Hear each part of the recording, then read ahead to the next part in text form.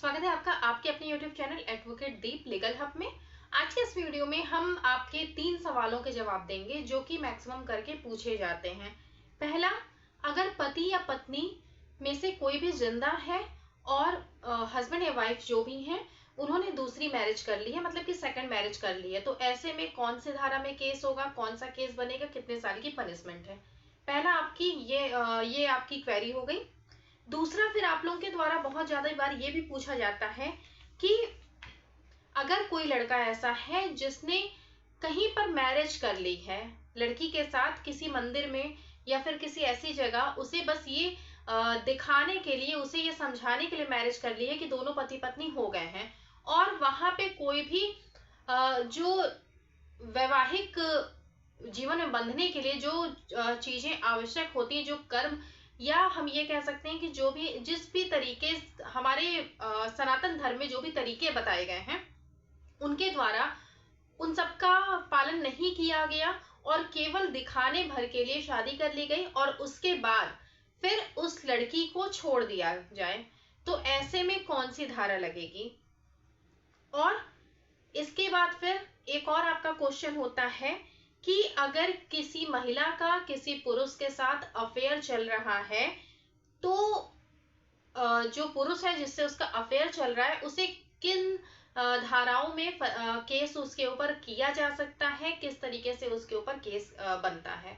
तो ये आपके 3 क्वेश्चन हैं जिनकी अगर हम बात करते हैं तो बीएनएस में लाइन वाइज इनके जवाब आपको मिल जाएंगे। जो हमारा नया भारतीय न्याय संहिता 2023 है, इसमें आपको जो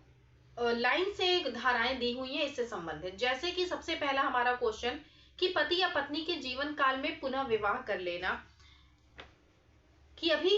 हस्बैंड या वाइफ में से कोई भी जिंदा है और बिना डाइवोर्स के शादी कर ली गई, तो ऐसे में आप पहले इसका वर्जन सुन लीजिए, ये धाराएं क्या कहती हैं, तो बहुत सारी चीजें आपको क्लियर हो जाएंगी। इसके बाद जो सारी बाकी चीजें हैं जो आपके मन में डाउट होता है वो भी हम आपको क्लियर कर देंगे।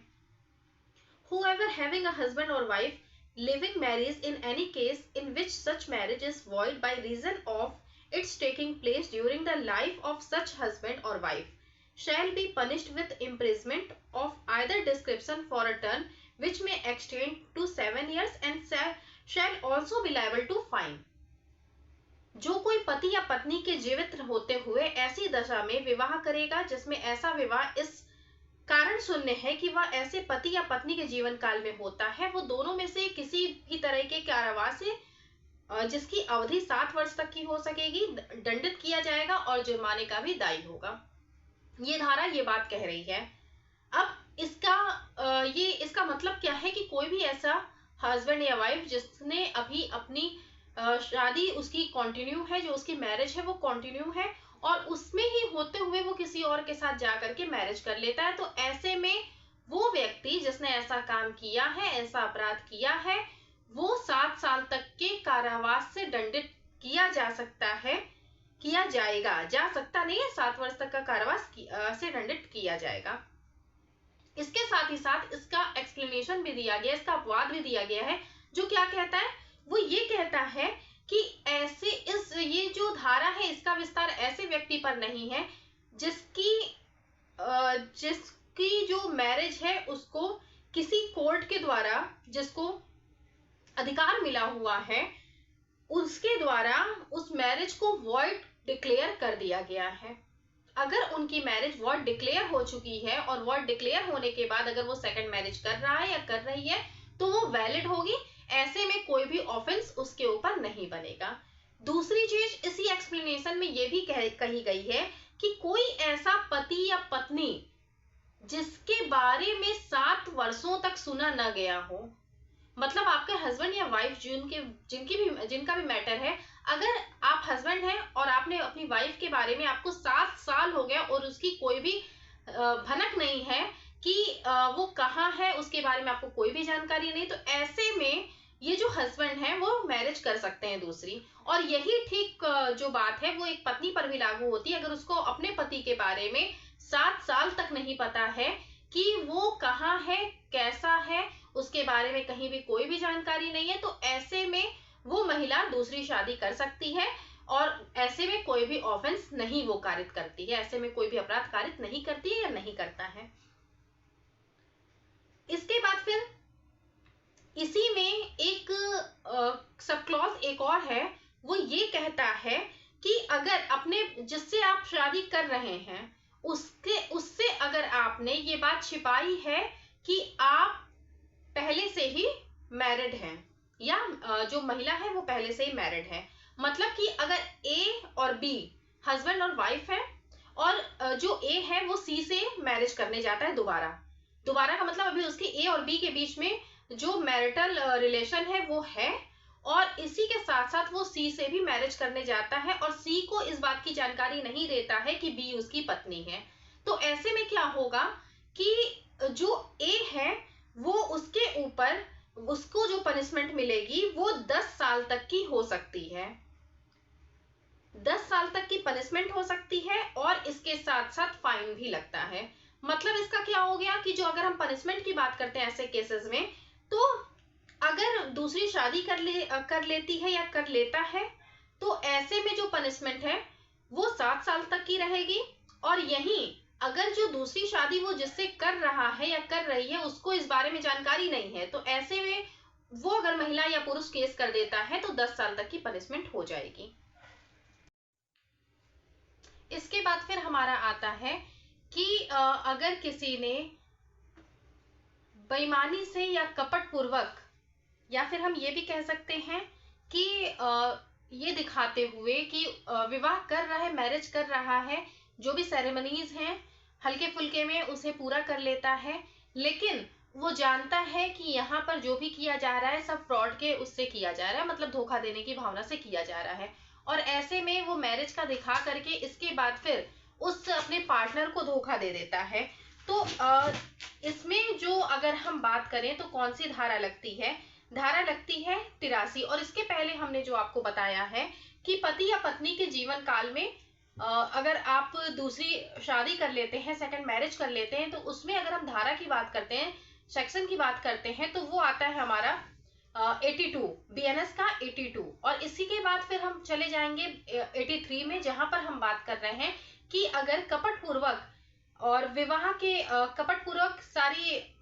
विवाह के जो भी विधि पूर्ण तरीके से उसको पूरा कर लिया गया और उसको ये जान भी रहा है कि ये गलत है, केवल धोखा देने की भावना से किया जा रहा है, तो ये चाहे एक महिला कर रही है या एक पुरुष कर रहा है, दोनों ही के लिए ये धारा है। अगर हम 82 की बात करते हैं तो वो भी महिला और पुरुष दोनों पर लागू होता है। इसी तरीके से अगर हम 83 में जा रहे हैं तो ये भी महिला और पुरुष दोनों की ही बात करता है, क्योंकि यहाँ पर क्या इसका जो अगर हम वर्जन इसका पढ़ते हैं तो ये है whoever dishonestly or with a fraudulent intention goes through the ceremony of being married knowing that he is not thereby lawfully married shall be punished with imprisonment of either description for a term which may extend to 7 years and shall also be liable to fine। मतलब इसमें भी अगर हम punishment की बात करते हैं तो ये 7 साल तक का पनिशमेंट की बात कर रहा है और इसके साथ साथ फाइन की भी बात इसमें की गई है। इसके बाद फिर हम अगर आए कि अगर कोई महिला है और उसका किसी थर्ड पर्सन के साथ अफेयर चल रहा है और ऐसे में अगर आप उस थर्ड पर्सन के ऊपर केस करना चाहते हैं तो कौन सी धारा में केस करेंगे, कौन सा ऑफेंस वो कमिट कर रहा है, ये जानना जरूरी है। तो इसके लिए हमें जाना होगा बीएनएस की 84 पर। सेक्शन 84 जो है उसे हम देखेंगे और इसके वर्जन को अगर हम देखेंगे तो इससे बहुत सारी चीजें ऐसी हैं जो कि क्लियर हो जाएंगी। लास्ट में इस वीडियो के हम आपको बताएंगे, समरी में आपको बताएंगे जिससे आपकी चीजें समझ में बहुत ही आसानी से आ जाएंगी। तो ये जो इसका 84 है ये कहता है whoever takes or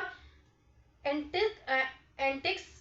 away any woman who is and whom he knows or has reason to believe to be the wife of any other man with intent that she may have illicit intercourse with any person or conceals or detains with that intent any such woman shall be punished with imprisonment of either description for a term which may extend to 2 years or with fine or with both। ये क्या कह रहा है कि अगर कोई किसी महिला को किसी अन्य पुरुष की पत्नी है ऐसी महिला जो किसी के साथ विवाहित है, मतलब उसके साथ किसी अन्य के साथ की वो पत्नी है, और जिसके बारे में ये जो व्यक्ति है वो जानता भी है, लेकिन इसके बाद भी उसके साथ फिजिकल रिलेशन बनाता है, या उसको बहला फुसला करके कहीं लेता जाता है किसी व्यक्ति के साथ, वो चली जा रही है, तो ऐसे में इस व्यक्ति के ऊपर जिस धारा में केस होगा वो है 84, और 84 का ऑफेंस ये कमिट करेगा। और इसमें जो पनिशमेंट की बात है वो 2 साल तक का इम्प्रिजमेंट है, और इसके साथ साथ या फाइन है, मतलब कि 2 साल तक का, या तो उसको सजा हो सकती है या फाइन हो, और या फिर दोनों हो, जैसा भी ऑफेंस बन रहा है उस हिसाब से इसमें पनिशमेंट दी जाएगी। तो ये चीजें, ये जो 3 चीजें हैं, पहला हमारा कि अगर कोई सेकंड मैरिज कर लेता है तो उसके ऊपर 82 लगेगा, 82 सेक्शन 82 का वो ऑफेंस कमिट कर रहा है, जिसमें 7 साल तक की का जो इम्प्रिजमेंट है वो 7 साल तक का है। लेकिन यही जिससे उसने की है सेकंड मैरिज, अगर उसको इस बारे में जानकारी नहीं है कि इसकी ये पहले से मैरिड है, या जो महिला है वो पहले से मैरिड है, तो ऐसे में वो जो महिला या पुरुष जिसके साथ उसकी शादी हुई है, तो वो अगर उसके ऊपर केस करेगा तो 10 साल तक का इसमें कारावास का प्रावधान दिया गया है। इसके बाद अगर कोई बेईमानी से आपके साथ मैरिज सेरेमनी पूरी करता है और वो आपके साथ फ्रॉड कर रहा है, उसको ये पता है कि वो फ्रॉड कर रहा है, बाद में वो आपको छोड़ भी देता है, तो ऐसे में जो 83 का ऑफेंस है वो बनेगा। और इसके साथ साथ अगर किसी महिला का किसी अन्य पुरुष के साथ अफेयर है और उस पुरुष को इस बात का पता है, लेकिन उसके बाद भी वो उसके साथ फिजिकल रिलेशन बनाता है, उसको बहला फुसला करके कहीं और लेता जाता है, तो ऐसे में 84 का ऑफेंस वो कमिट करता है, 84 का ऑफेंस कमिट करता है। लेकिन यहाँ पर सबसे बड़ी बात ये होती है कि आपको, आपके पास इन बातों का प्रूफ होना चाहिए, आपके पास ये पूरे सबूत होने चाहिए कि उसके साथ उसका अफेयर है और इस तरह की कंडीशन ऐसे में आ रही है, क्योंकि नहीं तो फिर आपको प्रूफ करने में बहुत ज्यादा दिक्कत होगी। अगर आप एडल्ट्री की बात करते हैं तो एडल्ट्री को प्रूफ करना ही बहुत ही मुश्किल हो जाता है। तो अगर आपके पास प्रूफ है तो आप इन धाराओं में आप जा सकते हैं। और इसके बाद से जो धारा स्टार्ट हो जाती है उसके बारे में बहुत अच्छे से आप सबको पता है कि 85 की अगर हम बात करें अब बीएनएस में, तो 498A बीएनएस में 85 हो गई, तो उसके बारे में आपको बहुत ज्यादा बताने की कोई भी जरूरत नहीं है। इन सब के अलावा अगर आप कोई भी क्वेरी हो, कोई भी आपका क्वेश्चन हो जो कि आप और भी जानना चाहते हो इससे संबंधित, तो आप नीचे कमेंट बॉक्स में जरूर लिखिए, उस पर भी आपको वीडियो बना के दिया जाएगा। अगर आप किसी धारा के बारे में जानना चाहते हैं कि इसमें क्या ये कहती है, किस तरह का ऑफेंस कमिट होता है, इसमें क्या पनिशमेंट है, सारी चीजें जिसके बारे में भी आपको जानना है, आप नीचे कमेंट बॉक्स में बताइए, उस पर आपको वीडियो बना करके दिया जाएगा। अगर आप अपने किसी केस से संबंधित हमसे कोई राय लेना चाहते हैं तो नीचे आपको कमेंट बॉक्स में एक नंबर, डिस्क्रिप्शन में एक नंबर मिलेगा, उस नंबर पर आप व्हाट्सएप करिए, वहां से आपको पूरी जानकारी मिल जाएगी। वीडियो को लास्ट तक देखने के लिए बहुत बहुत धन्यवाद। चैनल पर नए होंगे तो सब्सक्राइब करना बिल्कुल मत भूलिएगा, बेल आइकन को प्रेस कर लीजिएगा जिससे आने वाली वीडियोस की नोटिफिकेशन आप तक पहुंच सके। धन्यवाद।